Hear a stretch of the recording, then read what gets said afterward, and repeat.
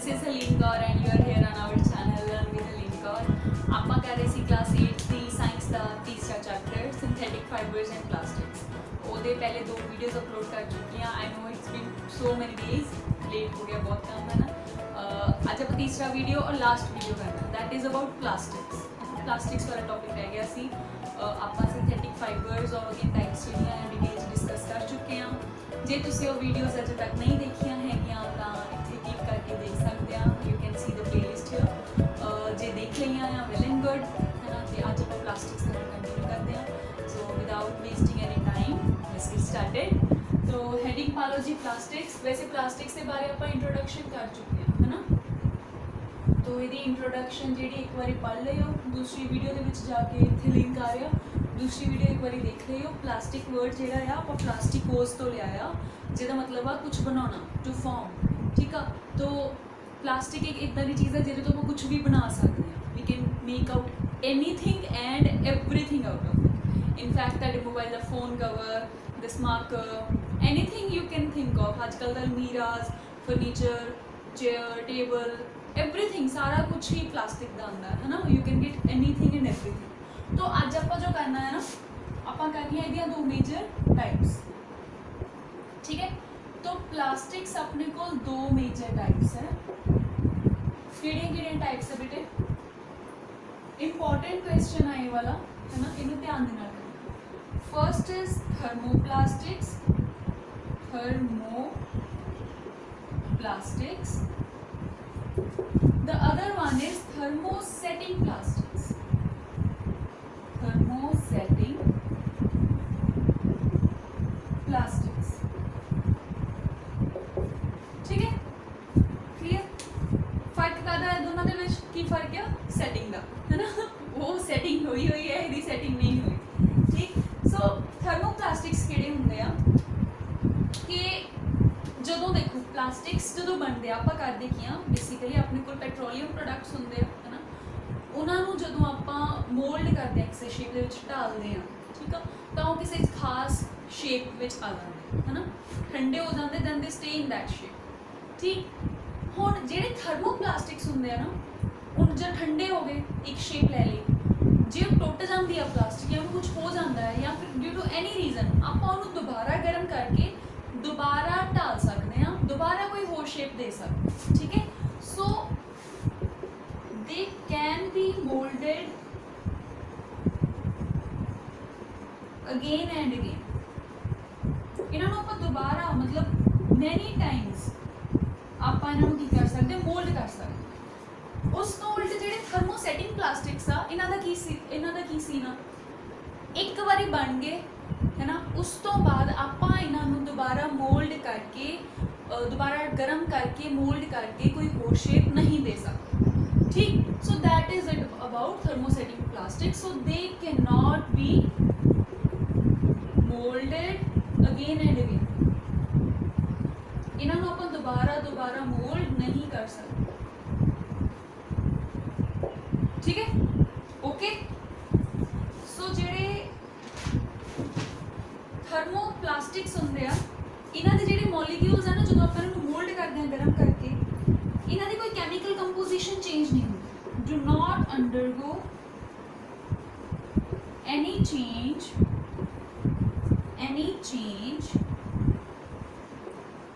in their molecular composition या फिर देखो chemical composition, sorry, in their chemical मतलब उन्होंने अंदर जो मॉलीक्यूल्स उन्होंने अरेंजमेंट चेंज हो सकता, लेकिन मॉलीक्यूल्स वही रहते, दे डू नॉट चेंज, ठीक है।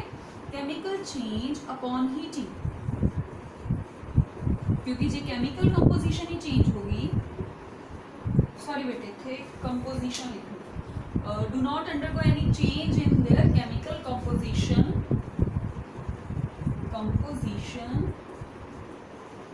Upon heating, okay. लेकिन जो थर्मोसेटिंग प्लास्टिक्स होंगे है ना, ये दोबारा मोल्ड क्यों नहीं हो सकते? बिकॉज जदों आप इन्होंने एक बार हीट कर लिया, वट हैपन्स दैन इन्हों की केमिकल कंपोजिशन चेंज हो जाती है। जो आप दोबारा ढालन लगते हैं ना, देयर केमिकल कंपोजिशन चेंजेस, ठीक है। तो chemical composition changes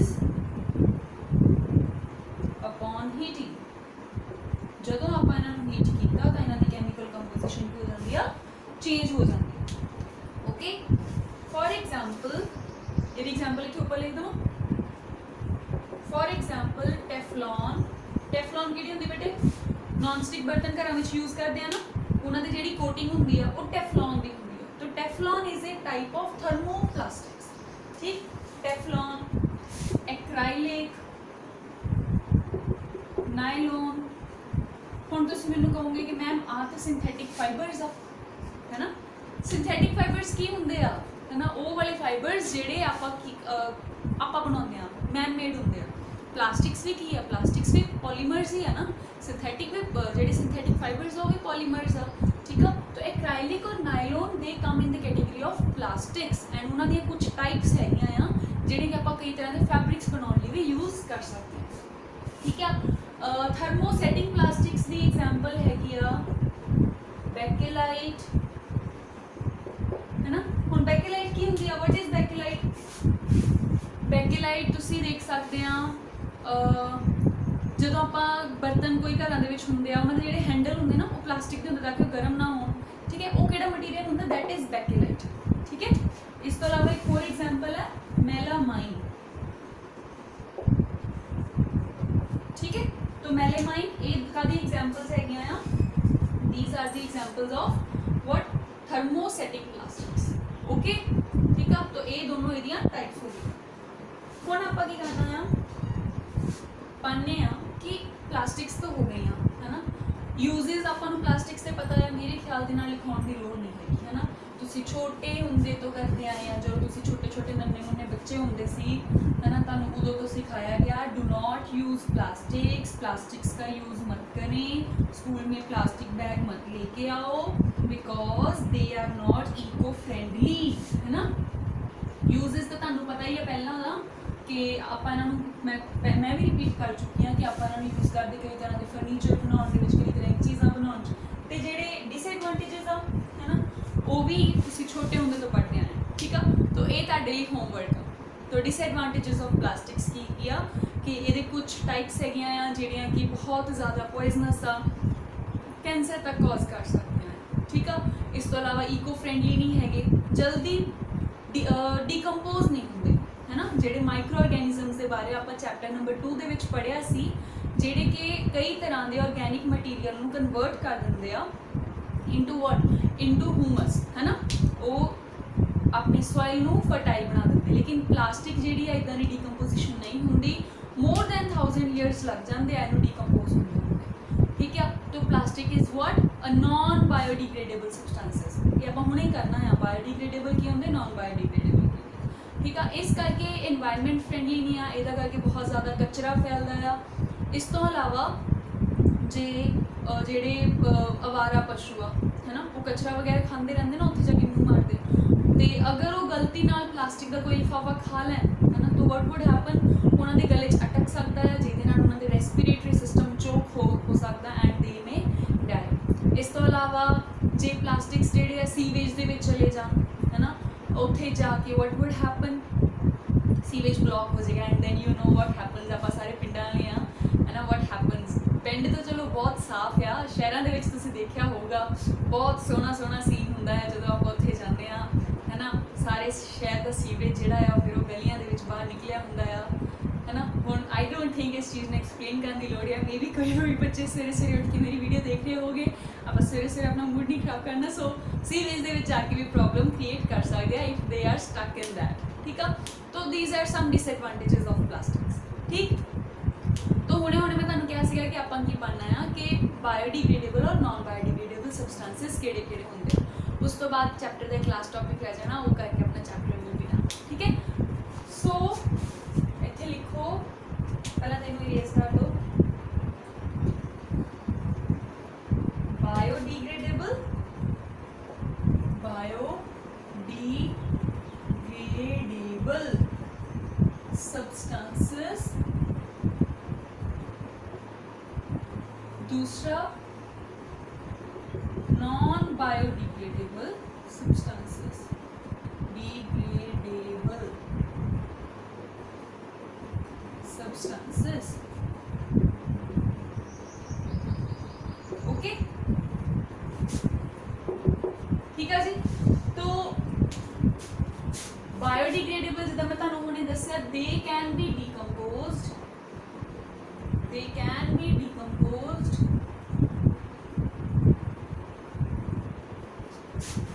by microorganisms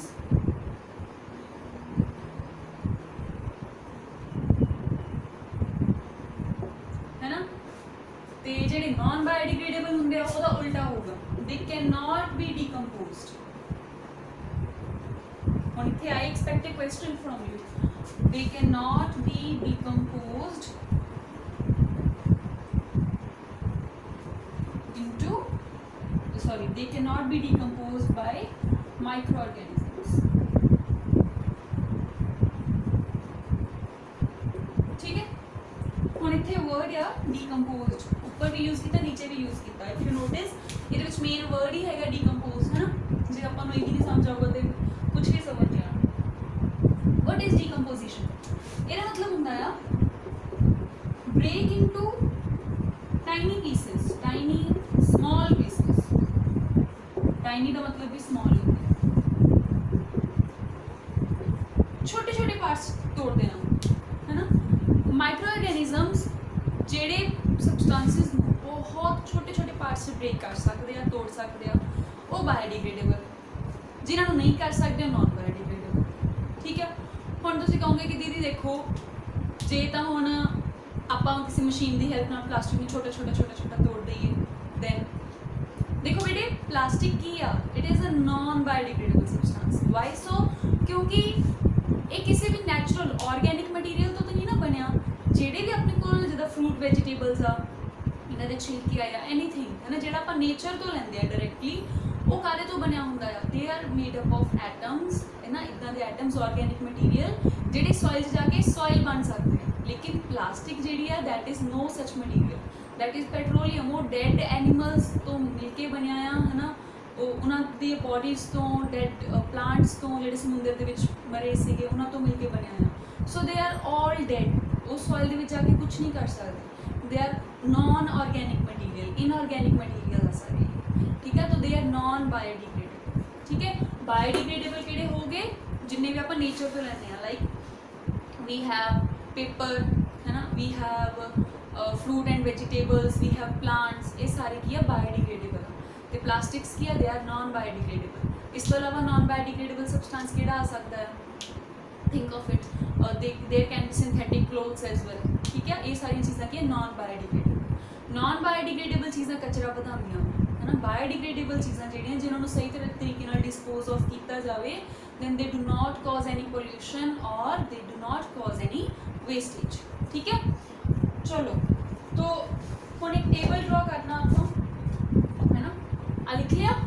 चलो तो एक टेबल ड्रॉ करना है, उहदे च आपां देखांगे कि किहड़ी चीज़ आ कि जिन्हों मतलब कुछ चीज़ों के नाम लिखांगे, उहदे च आपां देखांगे कि किस चीज़ नूं डिकम्पोज होने लई कितना टाइम लगता है।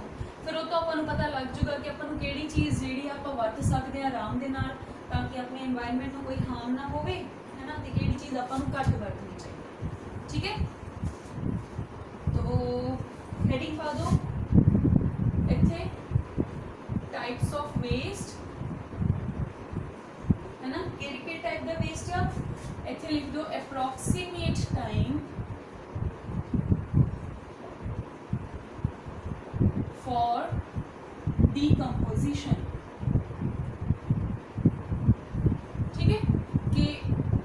ਜਿਹੜਾ वेस्ट है उन्होंने डिकम्पोज होने ਲਈ ਆਪਾਂ ਨੂੰ ਕਿੰਨੇ ਚਿਰ ਲੱਗਦਾ, ਕਿੰਨੇ दिन महीने साल कितना लगता है। तो फिर आप देखेंगे किहड़ी कैटेगरी च आउंदा, बायोडिग्रेडेबल और नॉन बायोडिग्रेडेबल। ठीक है, सो नंबर 1 इज फ्रूट्स या वेजिटेबल पील्स। पील्स होंगी छिलका। ठीक है, इन्हों डिकम्पोज होने लगते 1 to 2 वीक्स, 1 तो 2 हफ्ते लगते। ठीक है, तो यदा मतलब कि आप जिहड़ियां छिलकां अज यूज़ कीतियां, घरे एक ड्रम लगा लो, छोटा जिहा कोई कंटेनर ला लो, उहदे थल्ले एक मिट्टी की लेयर पा दो, उहदे ते छिलका पा दो।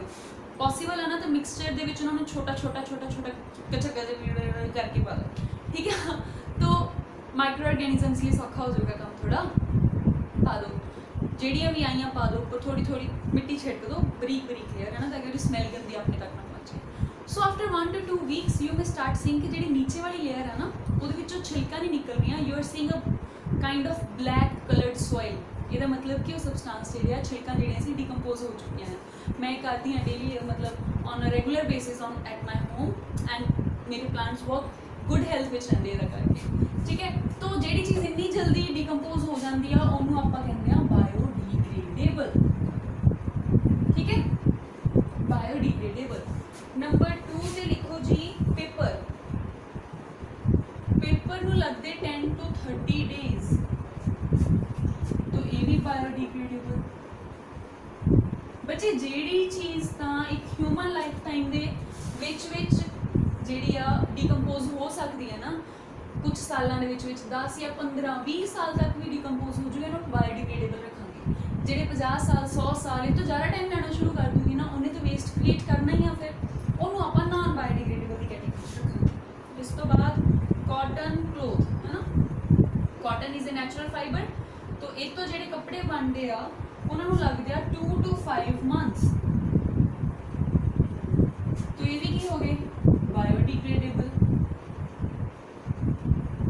ओके, अगे लिखो वुड, लकड़, इनू लग जाते बेटे 10 to 15 ईयर्स। तो आम इंसान की एवरेज लाइफ जी 60 to 70 ईयर्स होंगी है, तो ये भी की होगी बायोडिग्रेडेबल, ठीक। इस तो बाद वूलन क्लोथ्स, ऊन के कपड़े, इन्हों लगते आ अबाउट 1 ईयर,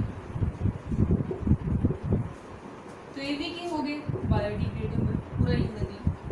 तुसी फिर कॉमे पा लैने पेपर के विच, जो मैडम ने पूछा बेटे कॉमे के नंबर नहीं मिले, तुसी कहना जी असीं तुसीं मैडम को देख के आए सी, उन्होंने कॉमे पाए, हुण सानूं नंबर दिओ। टिन, एलूमीनियम, ये सारिया चीज़ां जिहड़ियां आ इन्हां नूं कितना टाइम लगता, 50 to 100 ईयर्स। अच्छा 50 to 100 नहीं, 100 to 500 ईयर्स। हुण जिहड़ी चीज़ बच्चे इन्ने साल पई रहूगी, मतलब जे कोई 1 साल का बच्चा आ उन्हें टिन दी या एलूमीनियम की बनी हुई कोई चीज़ जिहड़ी वो वरत ली है ना, हुण उन्हें थ्रो कर दी, हुण वो चीज़ वो बच्चा जिहड़ा आ उन्हें 60 70 80 ईयर्स का होके मर जाना है ना, लेकिन जी टिन की चीज़ उन्हें 1 साल का सी जो उदों यूज़ की सी, वो कदों तक पई रही आ, ਉਹਦੇ मरण तो बाद भी वो चीज़ एग्जिस्ट कर रही है ना, दैट मीन्स कि वेस्ट क्रिएट हो गया बहुत ज़्यादा। तो इनू आप किस कैटेगरी च रखेंगे, we will put it in the category of non biodegradable. Okay, last चीज plastics. Plastics take a time of more than 500 years, इस तो भी ज़्यादा लंबा समा लेते हैं, so they are also non-biodegradable। and if you know ਜਿਹੜੇ प्लास्टिक्स आ इन्हां नूं डिस्कवर होया नूं अजे 100 साल भी पूरे नहीं हुए हैं, they were discovered I think back in 1962। एक बारी चेक करियो तुसीं भी गूगल ते, मैं भी करूँगी, शायद 1962 ਦੇ ਵਿੱਚ डिस्कवर ਹੋਏ ਸੀ, 1942 ਦੇ करीब शायद, मतलब इन्हां नूं डिस्कवर होने नूं अजे तक इन्वेंट होया नूं अजे तक 100 ईयर्स भी नहीं होए। दैट मीनस ਜਿਹੜੇ प्लास्टिक्स बन चुके हैं वो अजे तक धरती ते ही पे आ, they have gone nowhere, they still in our waste are, and if we continue using them है ना, use and throw करते रहे, then imagine एक दिन की होगा, ਆਪਾਂ ਨੂੰ ਮਾਊਂਟ ਐਵਰੈਸਟ ਵਰਗੇ ਸੋਹਣੇ ਜਿਹੜੇ ਮਾਊਂਟੇਨ ਰੇਂਜਸ ਦੀ ਬਜਾਏ ਪਲਾਸਟਿਕਸ ਦੇ ਵੱਡੇ ਪਹਾੜ ਦਿਖੂਗੇ। This is what is going to happen in our future, ਠੀਕ ਹੈ। ਸੋ ਪਲਾਸਟਿਕਸ ਨੂੰ ਕਾਫੀ ਧਿਆਨ ਨਾਲ ਯੂਜ਼ ਕਰੋ। लेट मी शो यू आ जो मार्कर पेन ना, I have been using this for approximately 1 year. मैं इनू ही रीफिल करके यूज़ करती हूँ, बिकॉज आई बिलीव कि वेस्ट घट जनरेट करना चाहिए, ठीक। चलो तो हुण प्लास्टिक्स जिहड़े आ इन्हां दा यूज़ जिहड़ा आपां घटा के दस सकते हैं। How can we decrease their use, है ना, how do we do that, चलो लेट्स सी। तो सब तो पहली चीज़ के वो वाली चीज़ां यूज़ करने की कोशिश करो ਜਿਹੜੇ कि बायोडिग्रेडेबल। की कर सकते हैं, अगर मार्केट जाना, देखो पहला तो फाइंड आउट करो ना कि तुसी प्लास्टिक्स यूज़ कित्थे कित्थे करते हैं, है ना, try to find it out. तो एक तो जो आप मार्केट कुछ लैन जाते हैं उत्थे आपां जो समान मिलता है वो प्लास्टिक के बैग्स मिलता वा। तो वट वी कैन डू, आप घरों एक कपड़े का लिफाफा बैग बना सकते, झोला टाइप, है ना। जो सब्जी लैन जाना है या कुछ होर लैन जाना है, वी कैन आस्क देम कि नहीं लिफाफे पाने रहने दो, we have our own bag, है ना। वो चीज़ा पा के लियाओ, thereby you are doing your part. हम कुछ बच्चे हो गए या कुछ लोग हो गए, दे विल थिंक कि देखो सारी दुनिया करती पई आ, मेरे करन नाल की होगा, है ना। This is what we think, but remember the examples of great people like Mahatma Gandhi, है ना। उन्होंने कलिया ने की कुछ किया and people started to follow them, ठीक है। एलन मस्क, उन्होंने बारे गूगल करो एक बार जरा, he is such a great person. उन्होंने जी चीज़ नहीं चंगी लगी, ही क्रिएटेड इट हिमसेल्फ। उन्होंने हुण अपनी एक मतलब कंपनी आ स्पेस एक्स, तुहानूं पता होगा उहदे बारे, हुणे उन्होंने नासा के नाल मिल के लॉन्च की है ना। उन्होंने की कहते हैं रॉकेट लॉन्च किया उन्होंने स्पेस, है ना, स्पेस के विच।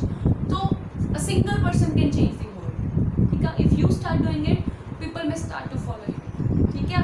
तो कोशिश करो, हौली हौली हौली हौली हौली हौली बदलूगी ये चीज़ां, है ना, थिंग्स विल चेंज, ठीक। चलो इस तो अलावा 4R प्रिंसीपल जिहड़ा है ना, 4R प्रिंसीपल, इनू आपां अडॉप्ट कर सकते। 4R प्रिंसीपल की कहना, number 1 reduce, number 2 reuse, number 3 recycle, number 4 recover.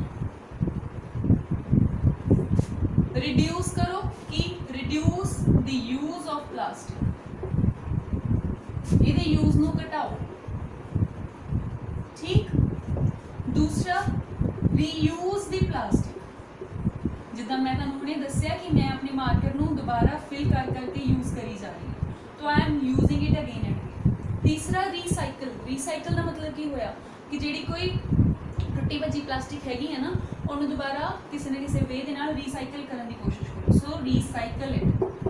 चौथा recover it, recover it from where, जिहड़ी भी यूज्ड प्लास्टिक आ, है ना, रिकवर दी यूज्ड प्लास्टिक। जिहड़ी प्लास्टिक यूज हो चुकी है उन्होंने सुट दिता गया आ, उन्होंने लभण की कोशिश करो and try to make something good out of it, उहदे तो कुछ वधिया बनाउण की कोशिश करो, सो दैट भला होवे सारिਆਂ ਦਾ, वेस्ट घटे, we have a cleaner and greener earth, है ना, अपने आसपास सोहना लगे, ठीक है। So with this we finish our chapter. I hope तुहानूं सारा चैप्टर समझ आ गया होगा।